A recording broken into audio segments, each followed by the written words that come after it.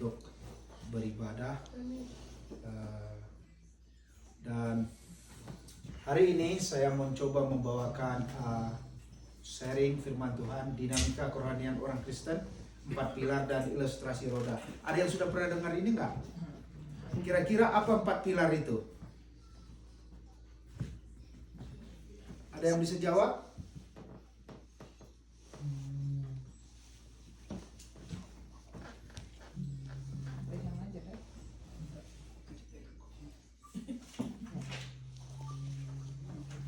Buat apa? Asik. Namanya juga perdana buat introspeksi nantinya. Udah di sini. Ada yang Ada yang bisa berikan pendapat sebelum dibuka slide berikutnya? Kira-kira 4 pilar itu apa? Atau pernah dengar ini? Belum ya? 4 roda? Ini ilustrasi roda, pernah dengar? Belum ya? Oke, kita mulai masuk ya. Saudara-saudara tahu ya apa itu pilar? Ya, tahu ya, tiang kan? Itu sangat penting kalau pembangunan rumah itu penting, apalagi rumahnya besar ya. Rumah yang kalau rumah-rumah yang sederhana mungkin tidak terlalu banyak pilar, tapi kalau rumah yang besar, terutama misalnya gedung-gedung termasuk apartemen, itu pilar sangat penting. Mungkin kita bisa next ke slide berikutnya. Ini ya pilar, kita lihat bagaimana pilar itu dibangun perdana pertama setelah ini ada foundationnya konkret, ini pilar. Next kita lihat juga bagaimana pilar itu tadi kan sudah dalam bentuk kerangka, sekarang sudah dicor, udah jadi seperti ini ya. Dan nanti next ini juga pilar. Kalau yang mau diantik-antikan rumah-rumah kita sering lihat di Jakarta, rumah begini pilarnya. Itulah pilar ya, bagaimana pentingnya pilar ini dalam pembangunan rumah supaya rumah itu kokoh, dan kalau ada angin kuat atau gempa dia paling tidak bisa menahan. Next ilustrasi roda. Itu tadi pilar ya, sekarang ilustrasi roda, kita tahu roda. Next mungkin di roda ini kita lihat ya. Saya sengaja memilihkan gambar, cari-cari image yang ada 4 kakinya karena kita mau bicara tentang 4 pilar tadi. Sebenarnya kalau roda itu bisa banyak ya jari-jarinya. Next, misalnya seperti ini, roda pedati itu bukan 4 lagi tapi banyak. Tapi kita mau berbicara, next please. Dan ini roda itu kalau kita lihat bagaimana roda itu penting sekali untuk membawa bebannya. Sebenarnya 4 pilar ini bisa kita lihat next ya. Ini ya, ini yang saya bilang tadi. Dalam pilar itu ada word, firman Tuhan, ada worship, pujian, ada ya penyembahan, ada di sini doa, prayer, dan ada mission, kesaksian. Mari kita mulai dengan yang pertama, doa. Next. Ya, di doa ini kita lihat next. Saya sengaja ngambil gambar ya, karena saya orangnya learning style saya itu lebih banyak visualization daripada baca teks. Kayaknya kalau pakai sebelumnya ya. Ini gambarnya. Siapa? Next picture ya. Ini ya. Ini masalah doa kita bahas sekarang. Next. Ayat pendukungnya di doa ini. Di sini sebutkan di Filipi 4 ayat 6 dan 7, janganlah hendak kamu khawatir tentang apapun juga, tetapi nyatakanlah dalam segala hal keinginanmu kepada Allah dalam doa dan ucapan syukur. Walaupun kita lihat ayat ini berbicara tentang orang yang berdoa karena khawatir, tapi kita tidak berbicara tentang kekhawatiran, tetapi bagaimana kita datang kepada Tuhan untuk berdoa dan mengucapkan syukur. Nah, ini pun ayat tambahannya lagi. Next. Dalam doa di Matius 11:28 dikatakan sana, marilah kepadaku semua yang letih lesu. Jadi Tuhan meminta kita, marilah datang kepadaku. Artinya kita datang untuk berdoa kepada Tuhan. Itu ayat pendukungnya tadi. Semua yang letih lesu dan beban berat, aku akan memberikan kelegaan kepadamu. Kemudian ayat yang pendukungnya, tapi yang utamanya, marilah kepadaku, kata Tuhan. Artinya kita berdoa. Next. Jadi doa itu kita sudah tahu sebenarnya doa itu ngapain gitu ya. Ada orang berdoa secara khusus, Tuhan minta kita berjaga-jagalah 1 jam setiap hari kan. Ada orang berdoa khusus, ayat firman Tuhan ada juga berbicara tentang masuklah ke kamarmu, berdoalah kepada Bapa yang tersembunyi, maka dia akan menjawab kamu juga. Tetapi doa itu tidak hanya seperti itu, tidak hanya harus masuk kamar. Jadi kita juga bisa berdoa ketika driving, juga bisa berdoa. Pokoknya kontak batin kita kepada Tuhan. Itulah doa itu. Ya. Bahkan ada orang saya lihat berdoa matanya terbuka, tidak harus tertutup. Ada orang saya lihat di dalam kesulitan dia, dalam penderitaan dia meraung-raung berdoa. Bukan lagi diam lagi doa. Doanya itu beda gitu doanya. Kalau bahasa Inggrisnya mungkin weeping ya, weeping, bagaimana berseru kepada Tuhan. Jadi mungkin kita semua sudah tahu tentang doa. Jadi salah satu pilarnya itu adalah doa. Kita harus menjaga doa kita kalau kita mau seperti gambar pertama tadi, kalau mau pilar kita naik, doa itu harus kita jaga. Karena orang bilang doa adalah nafas kehidupan orang Kristen, katanya kan. Amen. Jadi kalau kita nggak mau bernafas ya jangan berdoa di dalam Qurannya.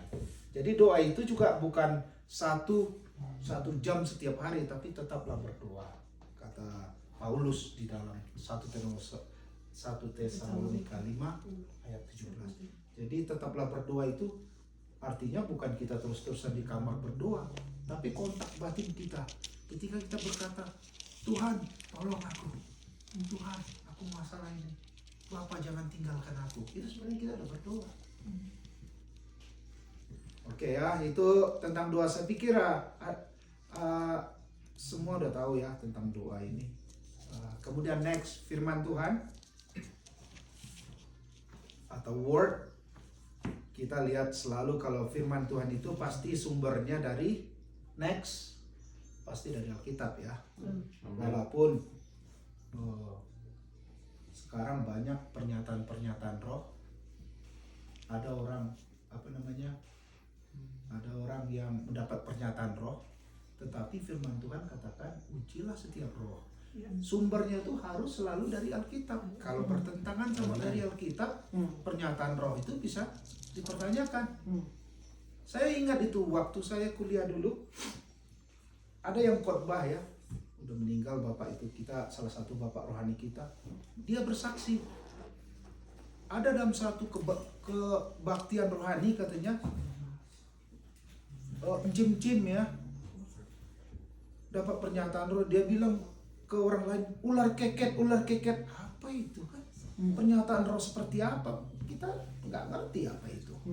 Jadi kalau kita suka mengembangkan karunia-karunia roh memang betul, tetapi kita harus mendisiplinkan dan menguji setiap roh, kata firman Tuhan. Kemudian kita lihat ya firman Tuhan ini next. Ini ayat dasarnya firman Tuhan itu, pilar yang kedua. Itu segala tulisan yang diilhamkan Allah memang bermanfaat untuk mengajar, untuk menyatakan kesalahan, untuk memperbaiki kelakuan dan mendidik orang dalam kebenaran. Jadi di 2 Timotius 3 ayat 16 inilah dasar daripada firman Tuhan itu, bahwa firman Tuhan sangat kita butuhkan. Jadi pertanyaannya, bagaimana kita tahu hati Tuhan? Tentu kita tahu hati Tuhan dari kitabnya. Dari Alkitab kita tahu Tuhan ingin apa gitu. Kita tahu itu dari firman Tuhan. Next, di Mazmur 1 ayat 1 dan 2 disebutkan di situ, berbahagialah orang yang tidak berjalan menurut nasihat orang fasik, yang tidak berdiri di jalan orang berdosa, tetapi apa? Dan yang tidak duduk dalam kumpulan pencemooh, tetapi apa katanya? Kesukaannya ialah Taurat Tuhan dan yang merenungkan Taurat itu itu siang dan malam. Itu. Membaca. Jadi pilar yang kedua ini kesukaan kita adalah membaca firman Tuhan, dan kita mendapat makanan rohani itu hanya dari firman Tuhan. Kita tahu kan ada firman Tuhan yang katakan iman timbul dari pendengaran akan firman Tuhan. Jadi itu pilar yang kedua atau roda yang kedua jari-jarinya. Kemudian next kita lihat ada firman Tuhan yang berkata di Mazmur 119 ayat 105, dikatakan di sana, firman-Mu itu pelita bagi kakiku dan terang bagi jalanku. Jadi kalau tidak ada firman Tuhan, ya kita nggak ada pelita kita. Saya sering kadang-kadang ya, kalau ke basement mati lampu gitu, saya bawa cellphone saya karena ada lampunya di situ, biar ada cahaya terang kita. Kalau enggak kita tersandung, ya kan? Next, kemudian ada firman Tuhan yang di Mazmur 119 ayat 97, betapa ku cintai Taurat-Mu, aku merenungkannya sepanjang hari. Indah bukan perkataan-perkataannya Mazmur Daud ini. Oke, itu yang kedua. Pilar yang ketiga, persekutuan. Next please. Persekutuan atau fellowship. Next, saya suka dengan ilustrasi. Saya ingat ya, waktu saya lahir baru, waktu kuliah, itu kasih mula-mula itu membuat saya rindu untuk bersekutu. Saya bisa gak sabaran saya menunggu untuk kebaktian. Saya gak sabaran. Bisa dalam satu minggu itu saya 3 kali kebaktian. Mana yang dekat? Saya senangnya ketika waktu saya ingat waktu mahasiswa, cuman modal gitar ya, sama seperti kita tepuk tangan sungguh-sungguh. Aduh, nyanyi lagu-lagunya kan beda tuh dengan latar belakang saya dulu. Saya senang. Begitu ada orang berkata, ada yang mau bagi kesaksian, saya dengerin itu, senang banget dia. Serius kan jadinya. Dia bilang, saya begini, saya begitu, katanya. Saya ditolong Tuhan begini, senang. Pada saat penyembahan juga, waduh, saya melihat orang tuh mengangkat tangan gitu ya, keluar mata. Aduh, rindu banget. Dan sebagian orang berbahasa roh, aduh, lebih termenung lagi hati itu ya. Bagaimana indah sekali gitu di hadapan Tuhan. Nah, jadi kadang-kadang saya waktu persekutuan waktu dulu itu, waktu masih kasih mula-mula itu, gak sabar ingin kapan ya persekutuan lagi ya, kapan ya. Kalau telat, jarang sekali telat ya, karena kerinduan itu. Oke, next please. Ya, bagaimana indahnya bersekutu, fellowship, penyembahan sama Tuhan. Itu dilihatkan dari gambar-gambar ini. Oke, ayat-ayat pendukungnya. Next, Ibrani 10 ayat 25, kita sudah tahu ini. Janganlah kita menjauhkan diri dari pertemuan-pertemuan ibadah kita seperti yang dibiasakan oleh beberapa orang, tetapi marilah kita saling menasihati dan semakin giat melakukannya menjelang hari Tuhan yang mendekat. Dan marilah kita saling memperhatikan supaya kita saling mendorong dalam kasih dan pekerjaan baik. Jadi di sini dikatakan jangan kita menjauhkan diri dari pertemuan-pertemuan ibadah kita.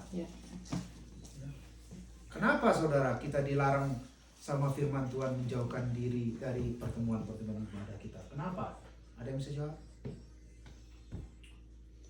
Pertanyaannya?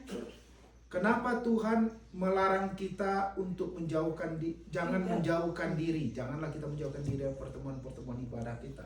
Kenapa sampai ada firman itu? Karena kalau kita jatuh kan, ada yang menasihati, maka kita berkumpul sama-sama saling menguatkan. Iya. 1, 2, 3 orang berkumpul, Roh Tuhan ada di sana. Betul sekali. Jadi tetapi di sini disebutkan ya, tetapi marilah kita saling menasihati dan semakin giat melakukannya menjelang hari Tuhan. Ini ada maksudnya firman Tuhan. Kalau di akhir zaman kan kita sudah dengar firman Tuhan, orang jahat akan semakin jahat. Orang cinta uang katanya. Orang kasih orang itu akan semakin punah. Jadi dengan kita berkumpul, itu kita seperti ibaratnya lilin dengan lilin. Kita datang ini setiap orang bawa lilin, itu apinya akan membesar seperti api unggun. Dan jangan, kita harus siap juga ini untuk dinasihati. Karena pada saat kita berkumpul ini pasti ada kesalahan kita bikin, pasti ada nasihat. Kita jangan menolak nasihat dari Tuhan. Kita harus siap juga dibentuk. Setiap kita harus siap dibentuk, karena pembentukan itu adalah proses juga kita untuk menjadi mulia. Makanya dikatakan ada firman Tuhan yang mengatakan besi menajamkan besi, manusia.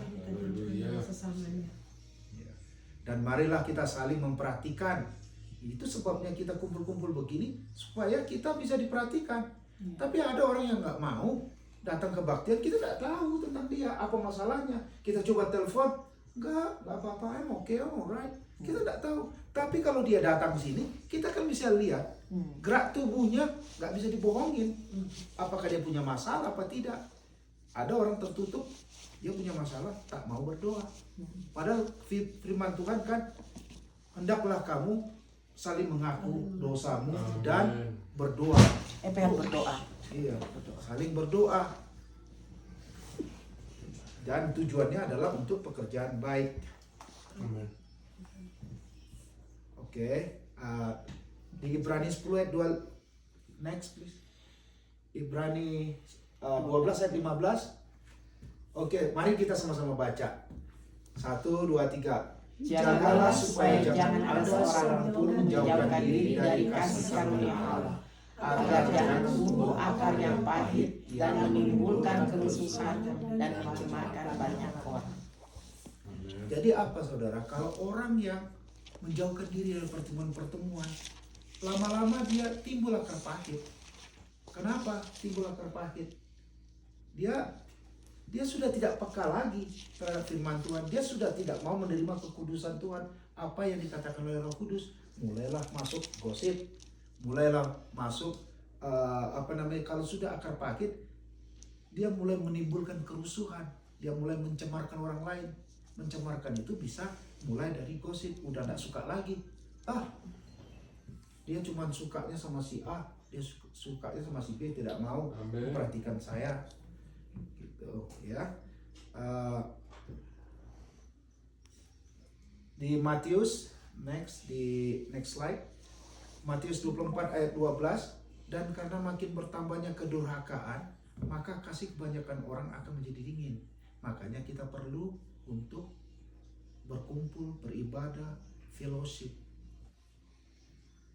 Oke, kemudian kita lanjut kepada yang terakhir, pilar terakhir, mission atau bersaksi. Next please. Oke, yang pertama, ini slides-nya. We have to see this one. Kita bersaksi. Saya ingat ya, bersaksi ini memang bagi saya tidak mudah bersaksi. Apalagi berbeda latar belakang atau berbeda agama.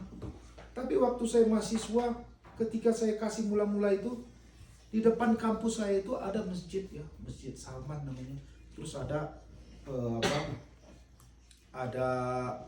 park, taman, orang suka duduk situ, yang berkeluarga, yang pasang-pasangan. Kita dulu setelah kebaktian kayak begini ya, kebaktian, kita diutus dua-dua bawa traktat gitu. Bawa traktat itu pembantu kita ya, kertas kecil membantu kita untuk bercerita siapa Yesus. Kita berani deketin orang.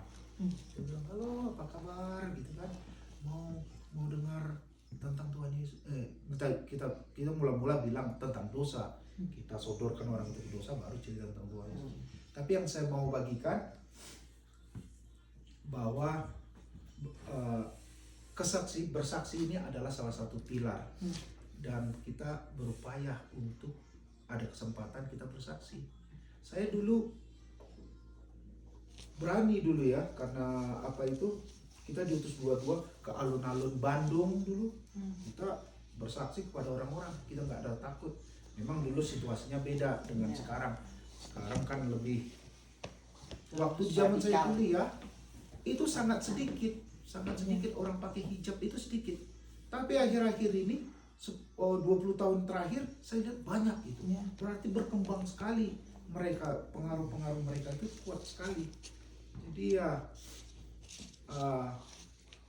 saya coba untuk bersaksi, walaupun boleh dibilang bagi saya ya, nanti ada pertanyaan saya di belakang ini. Bagi saya dari keempat pilar itu kelihatannya bersaksi ini yang agak berat gitu, agak berat untuk bersaksi kepada yang beda agama. Takut-takut dibilang intoleransi katanya kan. Akhirnya kita tidak mau didekatin, tidak mau lagi dia bergaul sama kita. Tapi saya bersyukur saya punya 3 klien. Saya cerita tentang Tuhan Yesus sama mereka. Saya tantang mereka untuk terima Tuhan Yesus. Paling tidak nanti akhirnya saya berdoa dulu, paling tidak Tuhan kasih saya 1 jiwa bertobat atas kesaksian saya, supaya saya punya mahkota nanti di surga. Saya bilang, ya paling tidak mereka sudah saya doakan mereka mau terima dengan cara mereka sendiri. Waktu saya jadi Uber driver juga, saya coba bersaksi juga kepada penumpang saya. Ada ibu-ibu saya bawa, kalau nggak jauh sekitar Aurora juga, saya cerita tentang Tuhan Yesus sama mereka. Sama dia ya, 1 orang, rupanya dia dari Kristen juga, tapi saya bilang keselamatan hanya ada pada Yesus. Ibu bahasa Inggris lah ya, karena dia bule. Ibu harus terima Tuhan Yesus, kalau enggak ibu binasa. Dia tidak sungguh-sungguh percaya sama Tuhan Yesus. Ya dia dengarin, tapi saya nggak ambil, tidak sampai berdoa waktu itu. Tapi setelah saya drop sama dia, dia kasih saya tip cash, man. $3 kalau nggak salah waktu. Tapi saya senang juga. Yang penting kan bukan itu. Saya membagikan. Tapi betul saudara, walaupun kalau saudara mission bersaksi kepada orang, walaupun orang itu tidak terima Tuhan Yesus atau cuman mendengar, ada perasaan plong di hati. Beban itu seperti diangkat. Betul loh. Saya sudah melakukan itu berkali-kali ya, mencoba, apalagi waktu di Bandung. Saya bilang, Tuhan, saya sudah bagikan firman-Mu, Engkau lagi meneruskan. Jadi ada damai sejahtera. Itulah luar biasanya kesaksian ini. Ya, itu sebabnya bersaksi itu merupakan salah satu pilar. Oke, ayatnya next. Kita sudah tahu ayat ini. Karena itu pergilah, jadikanlah semua bangsa. Saya kasih huruf tebal ya. Bukan disuruh kita menjadikan seluruh bangsa itu jadi Kristen. Iya, Kristen itu orang bilang kan, emang tuh ada, saya lihat dia apologet itu debat-debat itu, emang Yesus agamanya apa katanya. Bahkan mereka bilang dari sejak si Adam itu agama kami katanya. Jadi sebenarnya kita tidak mempermasalahkan Kristen atau gimana. Yang penting kan jadi muridnya Yesus dan baptis mereka dalam nama Bapa. Kemudian di 20 dikatakan sini, dan ajarlah mereka melakukan segala sesuatu yang telah kuperintahkan kepadamu. Jadi Tuhan Yesus itu, makanya dia punya murid-murid, dia mengajarkannya, dan murid-murid itu melakukan apa yang dilakukan oleh gurunya, masternya. Dan ketahuilah aku menyertai kamu sampai seakhir zaman. Kemudian next slide, kita lihat ya, siapa kita saudara? Tuhan Yesus saja. Dia itu bersaksi sama wanita Samaria, dia bilang, berikan aku air itu. Cara pendekatan Tuhan Yesus yang luar biasa. Sebenarnya dia bukan minta air, dia mau ngasih tahu ini air ini adalah ada air-air kehidupan. Dia mau cerita itu sebenarnya. Tapi ya itulah, Tuhan Yesus saja mau memisahkan diri dari murid-muridnya untuk bersaksi kepada orang-orang. Ini orang Samaria ini dia bilang, oh pada suatu saat nanti kami akan menyembah Allah yang benar dari sana gini katanya, sama dari Yerusalem katanya, gitu kan. Oke, next. Ini tantangan bagi kita ya. Bagaimana caranya bersaksi di antara penganut agama yang bukan Kristen? Saya lihat ya, saya perhatikan juga orang yang bergaul sama yang beda agama, dia seperti tertutup mulutnya. Mungkin karena perkataan toleransi itu. Jadi dia tidak berani bersaksi, tidak mau berbicara tentang Tuhan Yesus. Tapi dia memang bilang, agama saya Kristen katanya. Nanti kamu ikut Natal nggak? Iya. Tetapi kalau untuk mendekati mereka ini, no way. Mereka takut. Akhirnya mereka apa? Either one, mereka tetap mempunyai teman seperti itu, atau mereka jadi terkucil. Iya. Kalau saya sudah saksikan minggu lalu ya, saya ditolak gitu loh sama 3 orang, satu guru SMA saya gara-gara bersaksi cuman di Facebook. Saya di-unfriend kan, tapi it's okay lah, saya bilang di-unfriend kan it's okay lah, saya lihat hasilnya nantilah. Saya tidak mau darah saya ditanggungkan, darah mereka ditanggungkan kepada saya karena mereka mati dalam kesia-siaan. Kemudian next, di Markus 4 ayat 21 dikatakan, lalu kata Yesus kepada mereka, orang yang membawa pelita bukan supaya ditempatkan di bawah gantang atau di bawah tempat tidur, melainkan supaya ditaruh di atas kaki dia. Ini berbicara tentang pergaulan kita, bukan hanya di antara kita sesama kita, tapi juga luaran beda agama. Hei, kalian itu kan terang. Kalian mau menyembunyikan saya yang di dalam kalian itu, kalian membungkus diri kalian sehingga kalian tidak berani bersaksi. Itu ceritanya itu. Oke, nah sekarang kesimpulan dan tantangan bagi kita ya.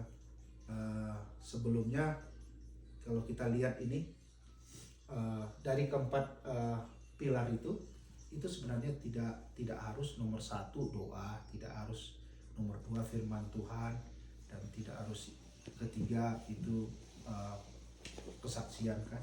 Kalau ini contohnya, next please, kita lihat ini, kita tahu kan ada itu kan yang saya katakan tadi, urutan pilar itu tidak seperti itu. Ada kejadian seorang buta yang sembuhkan Tuhan Yesus.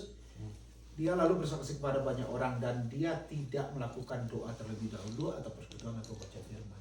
Kita tahu kan ceritanya ini kan, dia ini orang buta yang sejak lahir terus disembuhkan Tuhan Yesus. Kemudian orang ini pergi ke orang banyak. Sebenarnya menyembuhkannya Tuhan Yesus meludah ke tanah, kemudian dioleskan, disuruh mencuci dirinya ke Siloam ya. Jadi ketika dia sembuh, orang-orang bertanya, ini kejadiannya hari Sabat ini. Kemudian orang bertanya, kau bagaimana disembuhkannya? Dibilangnya dia diceritakan bagaimana dia mengoleskan tanah dengan air ludah kemudian ke matanya. Kemudian dia ceritakan itu. Kemudian orang Farisi bertanya lagi, bagaimana kau disembuhkan? Kalau bahasa ininya ya, bahasa sehari-hari. Kau kan sudah dengar, tadi aku udah bilang, kok nggak percaya? Nah gitu kan. Jadi ini slide ini berbicara tentang tidak harus doa dulu, tidak harus firman Tuhan, tetapi bisa kesaksian. Next. Nah ini yang orang Farisi itu bertanya, bagaimana dia menyembuhkan kau? Gitu kan. Oke, next, ini dari 4 pilar ini ya kita lihat ya. Saya cuma kasih gambaran aja ini. Doa saya bikin setinggi itu. Ada orang yang doanya lebih dominan. Ada firman Tuhannya agak sedikit slide. Ada persekutuannya dia tinggi. Dia suka bersekutu, suka kumpul-kumpul. Dan ada yang kecil ya, ini bersaksi.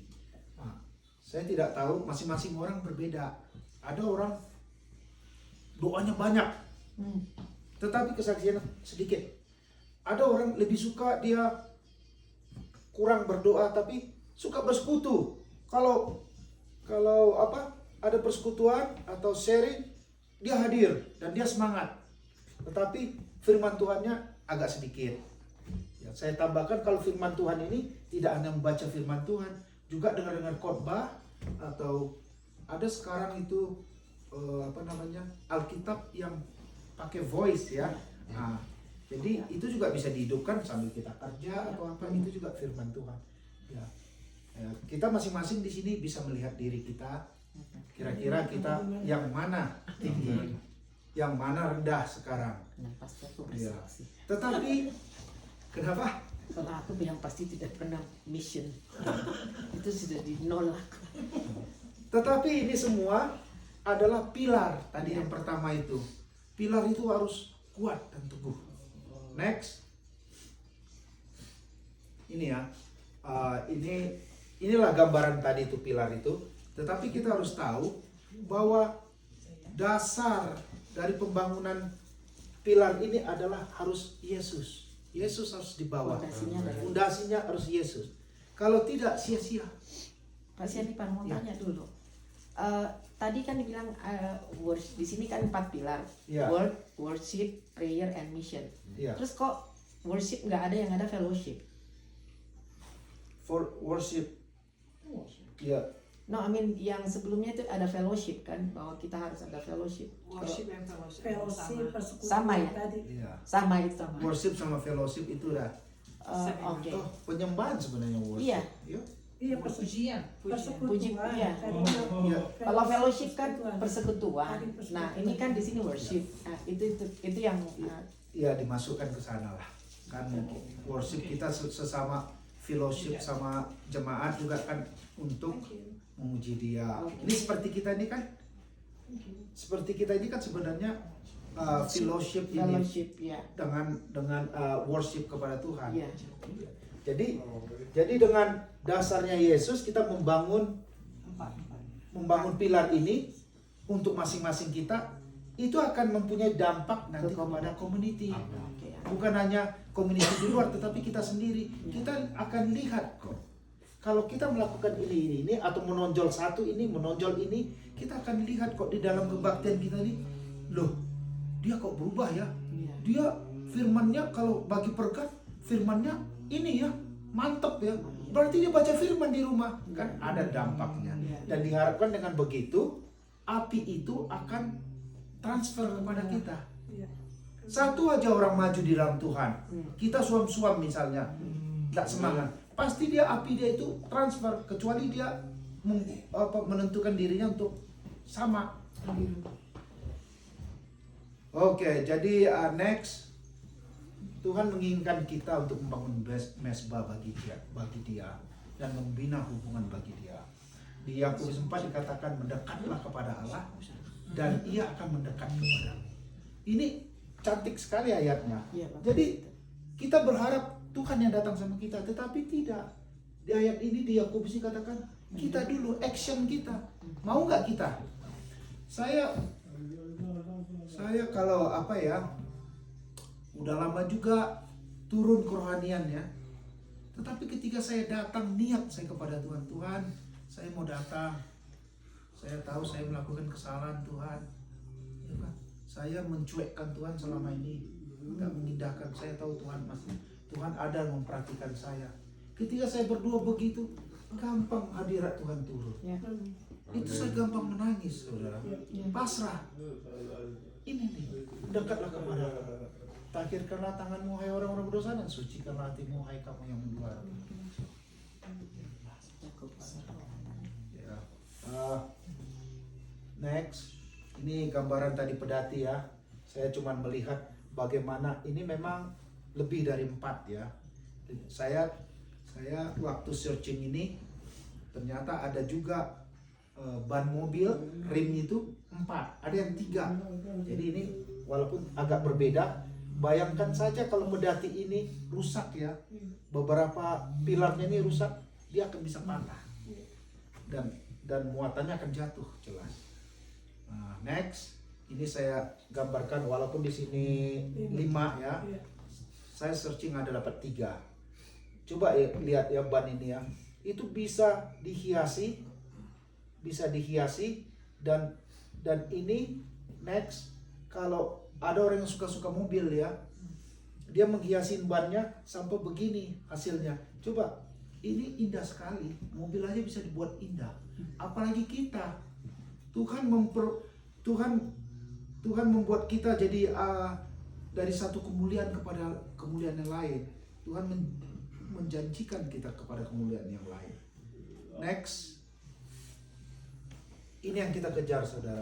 Pujian dari Tuhan dan mahkota kehidupan dari hasil kesetiaan. Jadi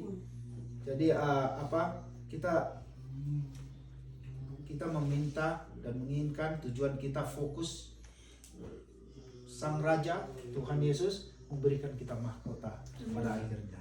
Next. Di Filipi 3 ayat 13 di situ ditulis, saudara-saudara, aku sendiri tidak menganggap bahwa aku telah menangkapnya, tetapi ini yang kulakukan. Aku melupakan apa yang telah di belakangku dan mengarahkan diri kepada apa yang di hadapanku, dan berlari-lari kepada tujuan untuk memperoleh hadiah, yaitu panggilan surgawi dari Allah dalam Kristus Yesus. Jadi saudara, dari ini jangan merasa bersalah dari pilar-pilar ini. Jangan merasa bersalah, tetapi kita melupakan apa yang belakang kita. Oh Tuhan, saya kurang di sini. Oh Tuhan, saya kurang di sini. Saya kurang di sini. Mari kita melupakan di belakang kita, tetapi kita mengejar apa yang di depan kita. Karena ada tujuan, yaitu panggilan surgawi dari Allah dalam Kristus Yesus. Next. Ya. Kita mau ini ya, memakai perlengkapan senjata Allah. Sebab dengan sangat rindu seluruh makhluk menantikan saat anak-anak Allah dinyatakan, di Roma 8 ayat 19. Saudara bisa bayangkan yang dimaksudkan seluruh makhluk. Kira-kira makhluk itu apa aja, saudara? Bukan hanya manusia. Ternyata makhluk-makhluk itu yang lain-lain yang diciptakan Tuhan itu sedang menunggu anak-anak Allah. Kapan ini anak-anak Allah dinyatakan? Dan kalau kita menyatakan diri, tentu kita harus diperlengkapi dengan senjata. Next. Ya, kita siap battle. Ini gambaran begini, ini legion. Setan itu ya, kita harus berperang. Mau tidak mau, kita sebagai anak-anak Tuhan harus maju berperang pada akhirnya. Oke, next. Mungkin ini hampir terakhir. Ini ya, saudara. Walaupun saya membagikan firman ini, sharing, itu sebenarnya firman Tuhan itu katanya pedang bermata dua. Sebab firman Allah hidup dan kuat. Ditulis di Ibrani 4 ayat 12. Dan lebih tajam daripada pedang bermata dua manapun. Ia menusuk amat dalam sampai memisahkan jiwa dan roh. Sebenarnya ini kalau ada yang bisa membagikan firman ini bagus sekali. Jiwa dan roh, sendi-sendi dan susumnya sanggup membedakan pertimbangan dan pikiran itu berbeda ternyata. Tapi saya mau bagikan di sini, walaupun saya bagikan firman ini, sebenarnya itu bukan menusuk saudara, tapi saya juga ditusuk. Kamu udah ngerjain belum? Ini nih firman Tuhan. Kalau belum, kamu jadi munafik, kata Roh Kudus. Atau ada penuduhan iblis, kamu tuh munafik, kamu udah bikin tapi kamu udah mengerjakan. Oke, next. Jadi ini gambaran tadi ya, gambaran roda. Tadi kita lihat pilar. Nah, di roda ada doa, persekutuan, firman, bersaksi, dan fellowship itu termasuk persekutuan. Saya kira itu presentasi dari saya. Ya, dan terakhir saya ingin kita merenungkan sedikit. Kita kan beda-beda di sini. Saya tidak tahu bagaimana saudara kasih mula-mula saudara. Saya sudah ceritakan tadi sedikit bagaimana kasih saya mula-mula saya itu. Saya suka berdoa dulu. Waktu saya kuliah itu saya berdoa. Saya lakukan coba berdoa 1 jam 1 hari. Waktu saya berdoa, saya rindu sama Tuhan, ada kehausan. Saya dalam doa saya itu saya bisa melihat ada cahaya kecil dari ujung sana. Tiba-tiba dia turun-turun menjadi besar dan masuk ke dalam diri saya. Itulah kasih mula-mula saya. Dan saya rindu rindu kebaktian. Amin. Kapan ya Iya, kebaktian? betul. Sampai-sampai kadang-kadang keteteran kuliah saya. Gara-gara itu. Kalau saya berdoa gampang, belum lagi saya mengucapkan kata-kata, cuman bilang Tuhan Yesus aku datang, nangis saya. Saudara. Iya. Itulah kasih mula-mula saya. Iya. Tuhan mau kita melihat kasih mula-mula kita dan kembali ke sana. Kalau enggak kita lukewarm, som-som kuku, dan Tuhan tidak mau itu katanya. Saya akan muntahkan. Jadi marilah kita mengingat apa yang Tuhan lakukan dan kita dengan dasar Yesus sebagai Tuhan membangun pilar-pilar kita. Amin, saudara. Amin.